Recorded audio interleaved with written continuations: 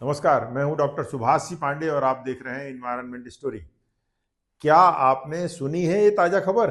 भारत के मशहूर पर्यावरण वकील ऋत्विक दत्ता और उनके संगठन लाइफ पर सीबीआई ने एफसीआरए उल्लंघन का आरोप लगाया है। सवाल यह है कि क्या पर्यावरण बचाने के लिए विदेशी फंड लेना गलत है?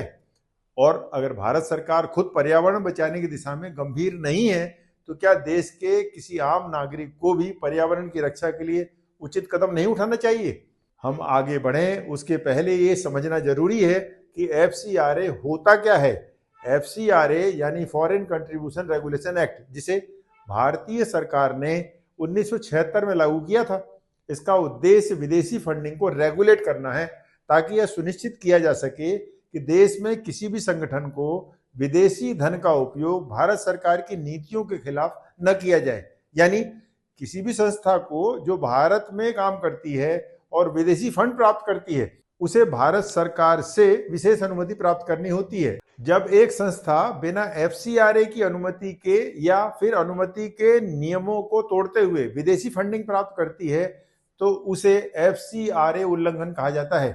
ऐसे उल्लंघन के कई तरीके हो सकते हैं, जैसे कोई संस्था बिना सरकार की अनुमति के विदेशी धन प्राप्त करती है, विदेशी धन का उपयोग और वितरण सही तरीके से नहीं किया जाता, या विदेशी फंडिंग को सरकार द्वारा निर्धारित किए गए उद्देश्यों के खिलाफ इस्तेमाल किया जाता है।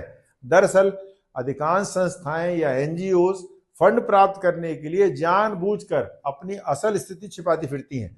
इसी कानून के तहत सीबीआई ने ऋत्विक दत्ता और उनके संगठन लाइफ के खिलाफ केस बनाया है। सीबीआई का आरोप है कि ऋत्विक दत्ता ने विदेशी फंड का इस्तेमाल कोल प्रोजेक्ट्स को रोकने के लिए किया। लेकिन क्या यह बात पूछने की नहीं है कि कोयला और प्रदूषण को लेकर भारत में कानून सख्त क्यों नहीं है?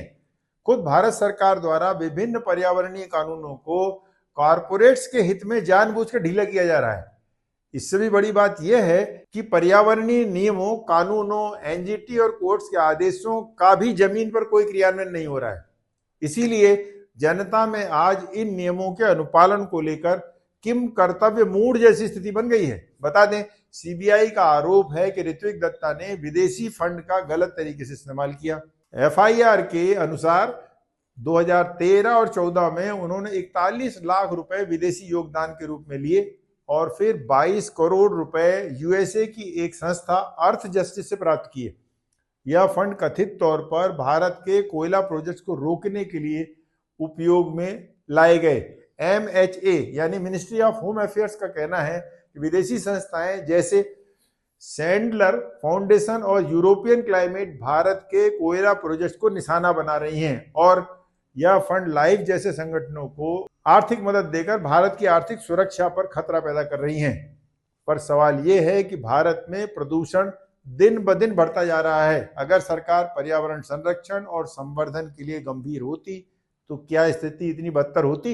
अगर हमारे पास समाधान और संसाधन नहीं है, तो क्या जल, जंगल, जमीन और हवा की गुणवत्ता सुधारने के लिए विदेश से मदद लेना गलत है?